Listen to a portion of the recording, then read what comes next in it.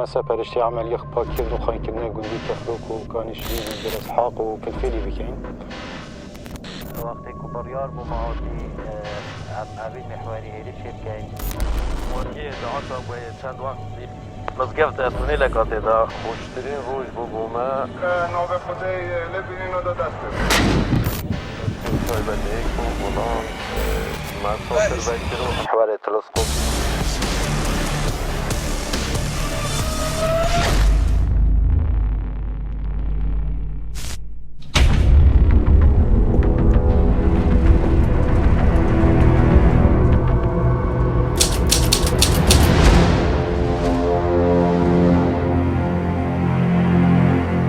ئێرە میحوەری تەلسکۆپە کاتژمێر 6 بەیانیە. هێزەکانی پێشمەرگە بە مەبەستی ئازادکردنەوەی ئەو ناوچانی کە لەژێر دەسەڵاتی داعشدان ئەو چەپەرانە دەکەنەوە کە پێشتر بۆ بەرگریکردن لێدرابوون.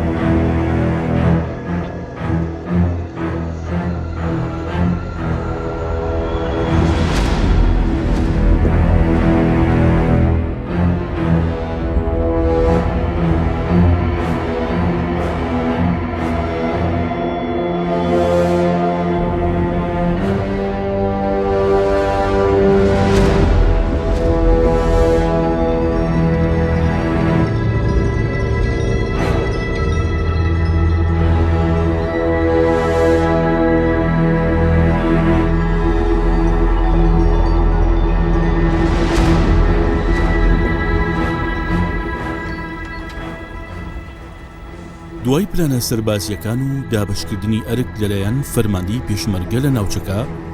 هێزەکان دەست دەکەن بە جوڵەکردن بە شێوازێک کە ئۆتۆمبیلی زریپۆش و تانک و هێزێکی زۆری پێشمەرگە بەرەو قوڵایەکانی ئەو سنوورانە بەڕێدەکەون کە لەلایەن داعشەوە داگیرکراون.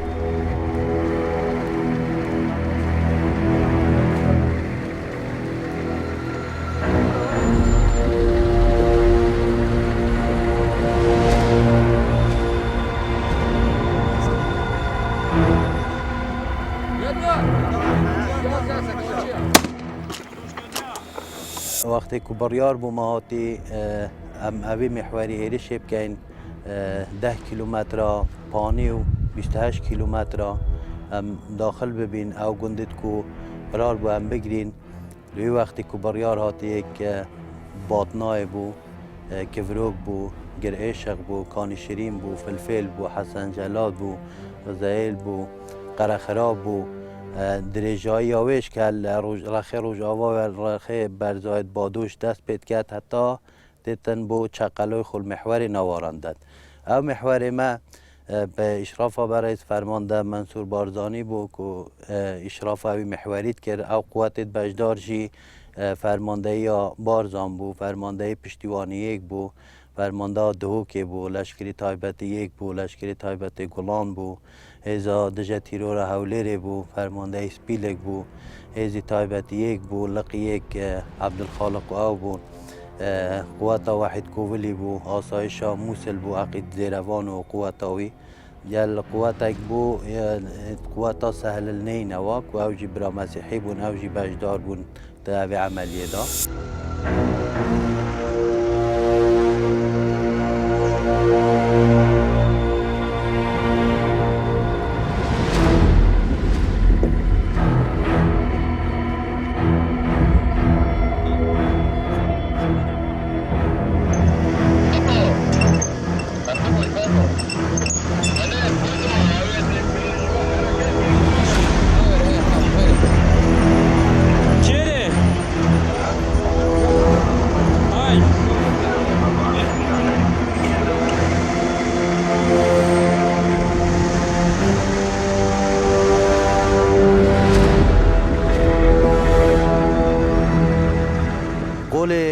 کو او قوات ادمت دوا کو لشکر تایبت یک و گلان و هزا دژه تیرور هولیری و فرمانده یا بارزان و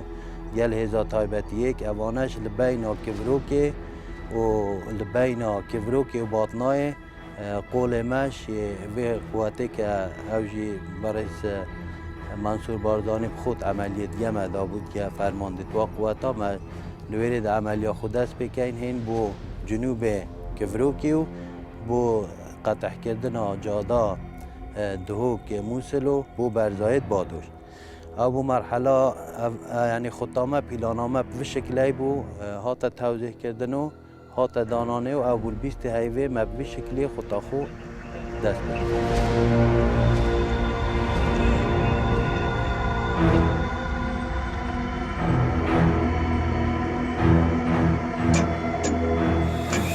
تلصق ولا بيستي مانجي ما استد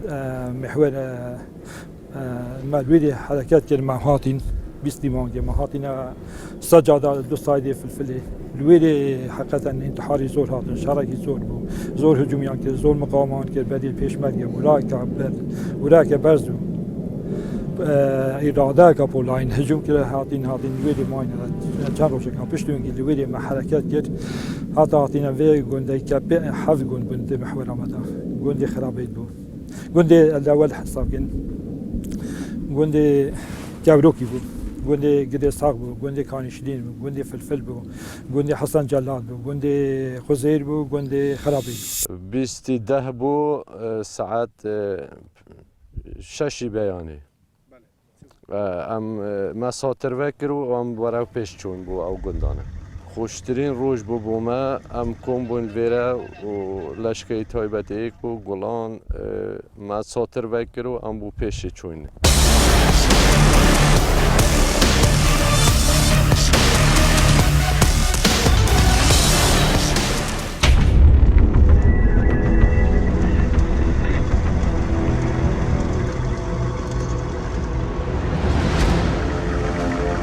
پێشڕەویەکان پێویستی بە وریایی و خۆپاراستنی زۆر هەیە چونکە لە زۆر شوێندا چەندین چێڵگەی بۆم دەکەوێتە سەر ڕێگای پێشمەرگە کە داعش بە مەبەستی پێشگرتن و ئاستەنگ چاندوێتی.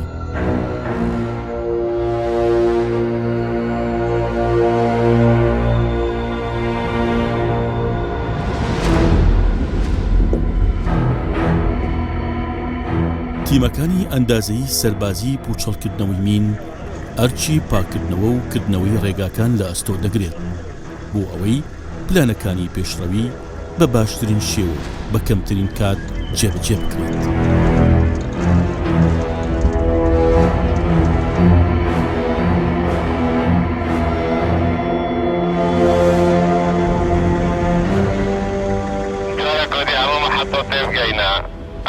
اگر طاقه مقابل نبیده رنگشنا خلق اهلی و سیویل چه شکل که طاقه لی نکن چه شکل که طاقه لی خلق سیویل نکن لە هەندێک لە شوێنەکاندا هاوڵاتیانی سیڤیلی ناوچەکە بە ئاڵای سپیەوە دەبینرێت ئەمەش ئاماژەیە بۆ بوونی خەڵک لە گوندەکە کە لە ژێر گەماروی داعشدا بوونە.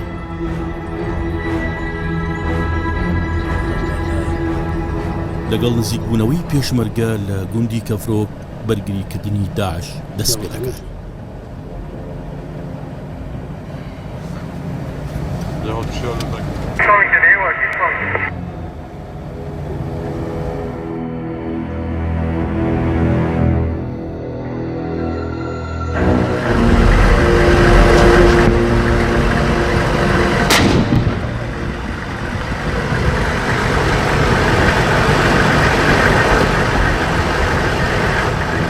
هەر لە سەرەتای جێگیربوونی پێشمەرگە لە دەوروبەری گوندەکە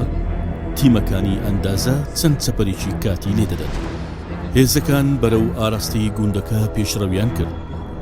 لە پێناو پارێزگاریکردن لە خەڵکی سیڤیل و دروستکردنی جۆرێک لە دڵنیایی لای خەڵکی دەڤەرەکە.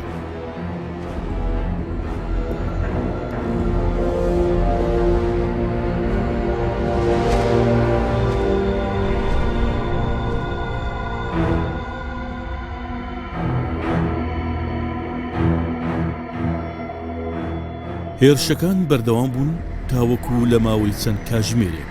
پێشمەرگە لەو خاڵانی بۆی دیاریکرا بوو بە شێوازێک لەلایەک شەڕی پاکردنەوەی ناوچەکان لەلایەکی دیکە لێدانی چەپەرەکان دوو ئەرچی سەرەکی مەیدانەکە بوون بەمەش توانیان لە قوڵایی 12 کیلۆمتردا چەپەرەکان بە درێژی 24 کیلۆمتر لێ بدەن. فرمان گتشلای فرمانده کاک منصور فرمانده لشکری تایبتی و لشکری تایبتی گولان اما سپرشتی عملیه پاک کردن و خاین کردن گندی کفروک و کانی شیرین و گرس حاق و فلفلی بکین هر نفسی کاد نفسی روزه دا دوای نیورو مدرس بکر عملیه که هم هاتین دورو بریا گنده مقطع خیر بس سیلای نوه لانی چپ دستی راست و دستی چپ و نوانت او قوات بجدار جهر بتالونت لشکری تایبتی و لشکری تایبتی گلام بود شوازی برگیری یعنی خدا باش کربو یعنی مثلا لسر چکی کان چکی او چکی اون بکارت نه چکی هاونی 120 میلیون بو از بی جی 9 بو دوشک کان بون لگل قناص تدابون لگل جماره کی زور یک سیار انتحاری تو جماره کی زور جی انتحاری کان تدابون وک مروف کس و کار يعني كس مروف تدابون انتحاري بون حزامك بس تيبون لا تنش لكان وامده كبار قفا بيشمرقي بيشتنا ودا خو بتقينا بيشمرقي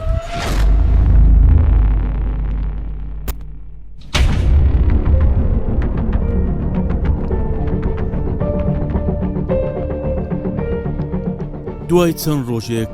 تیمی بەرنامەی چیرۆکەکانی جەنگ بەمەبەستی کۆکردنەوەی ئەو چیرۆکانی لە کاتی جەنگ ڕوویانداوە بۆ وێنەگرتن و تۆمارکردنی ئەو کاولکاریانی داعش لە دوای خۆی جێهێشتون ئێمە دەچینە گوندی کەڤرۆک و شێوازی ڕوبەڕووبوونەوەکان لەسەر زاری پێشمەرگەکانەوە دەبیستین.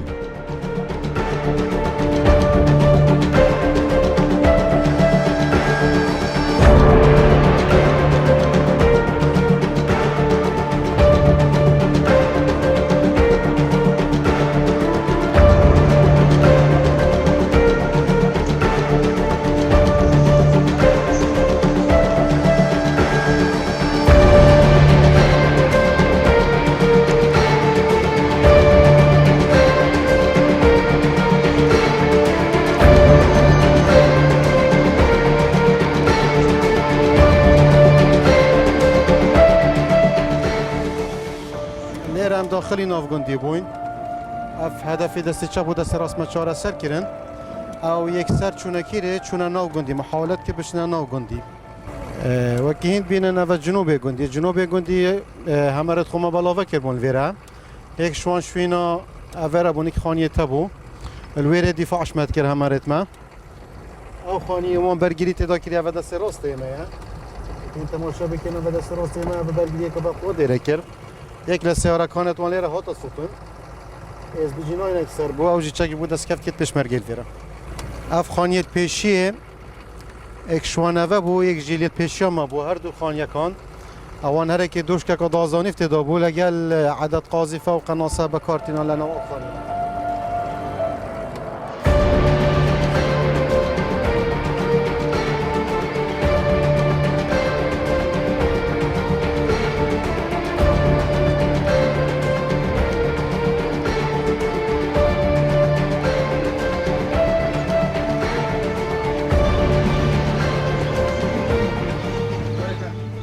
یکم سیاره ماموری رو همارمان ها نویریم چون منیم سابو کاک احمد کاری همارا که فوی برد بو لو کولانه داخل بو اما جاتینا مقابلی او سیاره الپیچینای یک سر بو سلاحکی گرانیوان سر بو لیمان دا گرتی بردا و مقاومه که شدید ویری هبوان و اف خانیه جی همی تین تیکری بون و جلای مقاومه که شدید ویری ها تکرن بعد برهش یا پیشمرگه و قهرمانیان نشون بخورا گیرن همی ویره توپیان یعنی گلای ویره هون نکشتن و سیارانشی ما گرته بردو نسبت برگیری داعش حکم هنده که 2 سال و 4 هی بو وی محوری داعش لوی محوری دا بو داعش یعنی گلک خو حاضر کرد بو هم دانان عبواتا که چندین خطه دانا بونیت عبواتا و ساطر چه کربون حفر چه کربون تونل لیدابون موضوعات دفاعی همی هاد بو نکرنه اما برای بیانیکی که دستمان با پاکردنەوەی گوندەکان کرد بە سەرپەرشتی فەرماندا هاتین داخلی ناو گوندەکان بووین کە گەڕاین بە دوای تیرۆرستانی داعش و چەک و ئەسلحەیەکی زۆرمان دیتەوە داعشەکانیش ئەوەی مابوون کە خوا لە ناو تونێلەکان مات کردبوو برین تونێلەکانمان پڕ کردەوە وەکو بری دوایەکە گەڕاین بە دوای چەک و ئەسلحەیەکی زۆر تكوا صحيح زور ما يعني دوزيوا هي تيرورستان.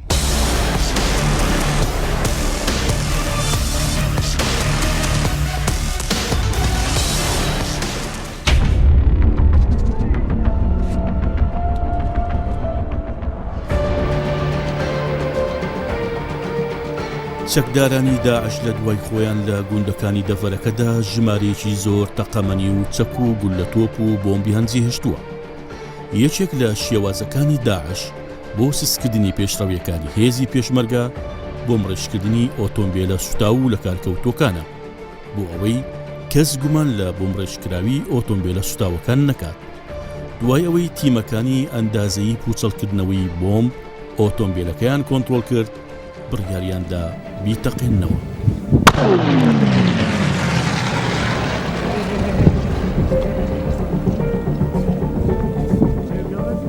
لەلایەکی دیکەوە ئەم جۆرە بۆمبە چێندراوە دەبینرێتەوە کە پێکاتەکانی بریتیە لە گازی کیمیایی و تەقەمەنی. بۆیە مانەوەی ئەم جۆرە بۆمبانە مەترسیەکی زۆری دەبێت لەسەر ناوچەکە و هەر بۆیە لەلایەن تیمەکان ئەندازەوە دەتەقێنرێنەوە.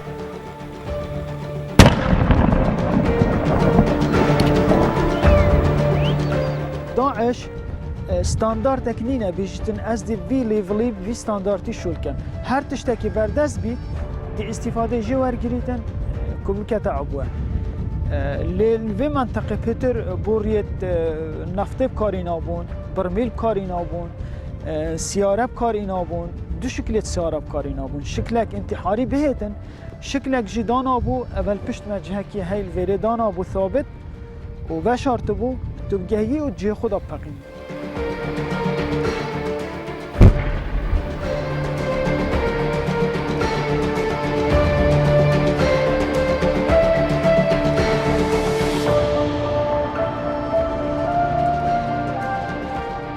لەبارەی تەکنیکی بۆمڕێژکردن ئەندازیارێکی ئەندازەیی پوچەڵکردنەوەی بۆمب ئاماژە بە شێوازێکی جیاوازتر دەکات لەم سنوورەدا. vêrî sîstemekî dî karî nabû ev ê heger paşî tu şî tewthîq bikey yani tu dîkoment bikey wayr danabûn û mecmûa retil yani dirêjiyayî emtîdada retilî abwe danabûn ku retil bigehîtî hemiyê pêk ve peqînîtin.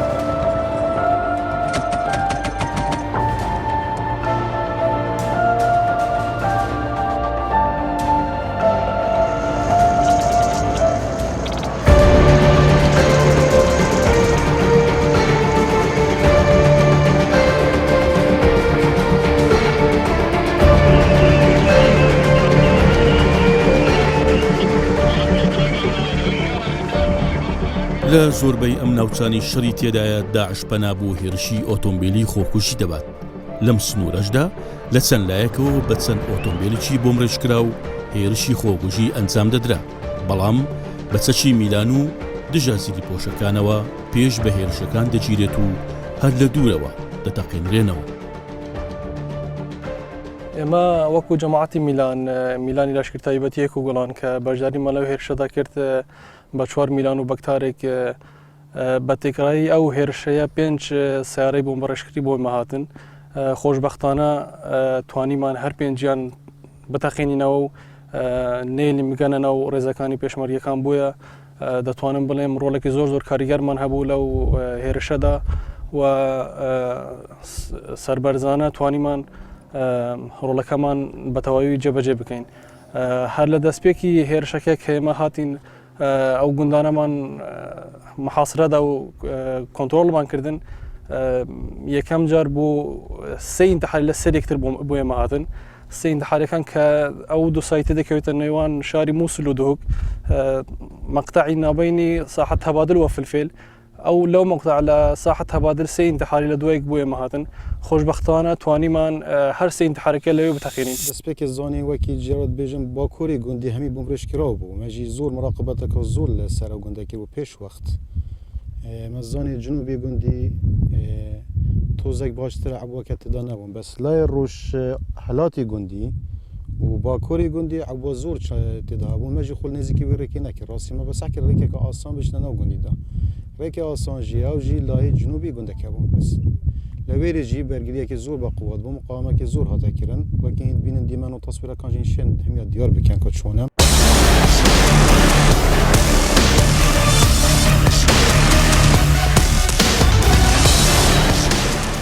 ئێستاوەیەک لەوان تۆنە لە ئەوتۆنە لە داعشە بەکارینەوە وەکی بەرگری لێرە بکەن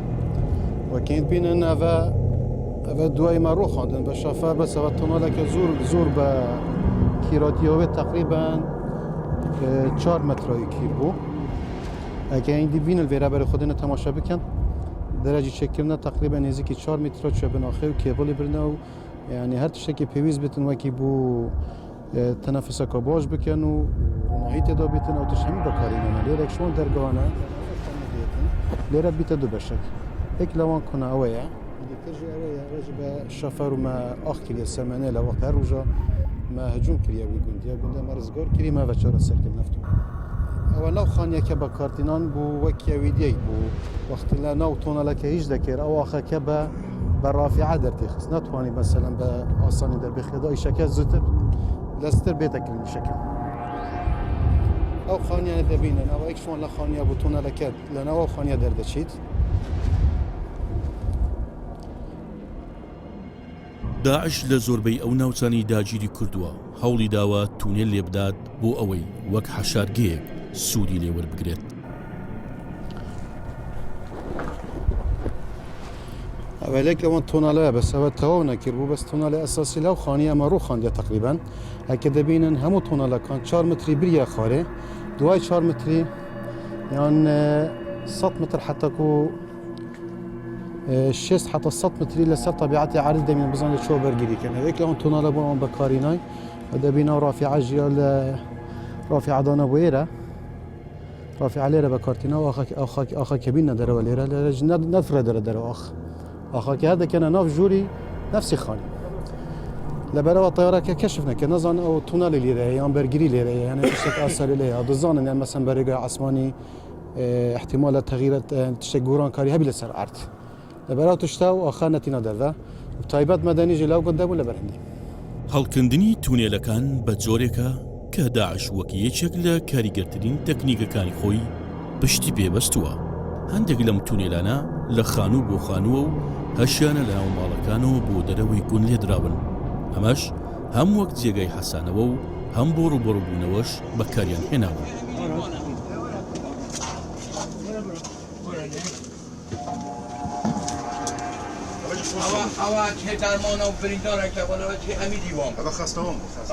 تایبەتمەندیە تونێلە گوندی کفروکیە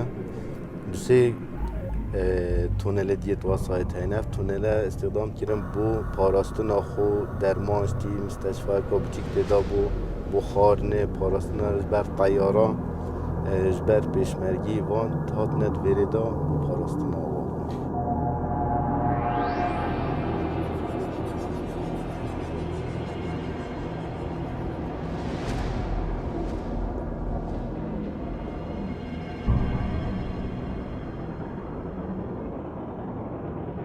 دەستپێکی وەختێ ئەم هاتین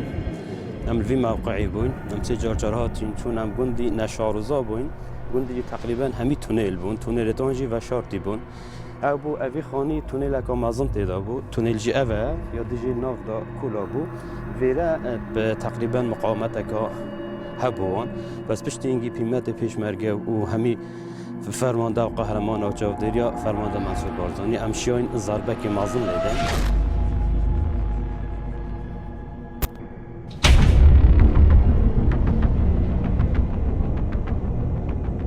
راستی وقتی هم داخل بوی اول بین ایران گنده فلفل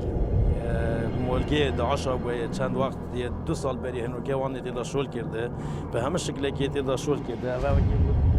مزگفت تونیل کاتی دا وقتی هم هات منویا خسارت بدن هر تونیل کام گشنی ما قپات کرده جا چند نفع تیرورستی دا ببین یا تیدا نبویبن ما قپات کرده و زور تونیلش حتی 30 حتی 40 تونیل توانید هی حتی تونیل که زور فرع لید شد.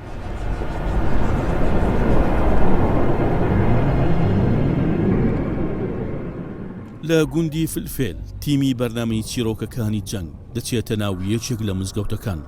داعش تەواوی مزگەوتەکەی تێکداوە بە شێوازێک لە ناو هۆڵی نوێشکردنی مزگەوتەکە خۆڵ و خاشاکێکی زۆر هەڵدراوەتەوە کە پێدەچێت پاشماوەی تونێلێکی قوڵ و فراوان بێت. ئەمەش نیشانەی ئەوەیە کە داعش هەموو شوێن و پیرۆزیەک تەنها لە پێناو ئامانج و مەرامەکانی خۆیدا بەکاردێنێت و دەوڵەتی خلافە ڕێز لە هیچ زۆرە بایەکی مرۆوی و ئاینی ناگرێت. ئەvە جۆمعەیە ئەvە جۆمعە فلفێلیە وەختی ئەم هۆتی نەژوورڤە معلومات بوومە هات بوون ئەوانە تونێلە کۆمازان یۆرڤێرێ دانۆی ناف جۆمعەدا هەرچەندەمە گوت جۆمعەیە و مۆڵە خودەیە بەلکی ئەو هەند تەخریبێت دوێ جۆمعەیە نەکەن هەر دیسا پۆشی وەختی ئەم هاتین طبیعی ئەوە هە تونێلەوانە ئەم داخلی سەر دەرگێ تونێلێ بووین دوو فرعش تونێلێ دەردکەون دوو فرعش تونێلێ دەردکەون فرعێک بوو دەستی ڕاستی چیت فرعێکژی بوو دەستی چەپێ چیت ناف گوندیدا دەردکەون ئەوانە عەمەلیە خو تەرتیبە خو شولێ خوژی هەمیە دوێ تونێلێدا کری يعني في منطقة شو اللي خو همي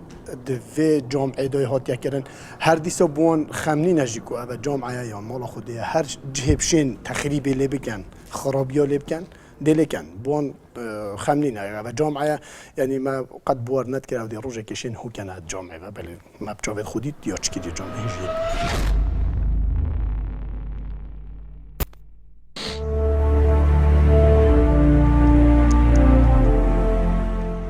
لەم میحوەرەش پێشمەرگە سەرکەوتنیشی مەزنی بەدەستێنا بەورەیەکی بەرزەوە توانیان لە ماوەیەکی کووردا بە درێژایی 24 کیلۆمتر و قوڵایی 12 کیلۆمتر لە ژێر چنجی داعش ڕزگار بکەنەوە. ئێستا ئیدی سنوور مانایەکی تری هەیە و ئاڵای کوردستان وەک هێمای سەرەتای قۆناغێکی هیوا بەخش لێرە دەشەکێتەوە.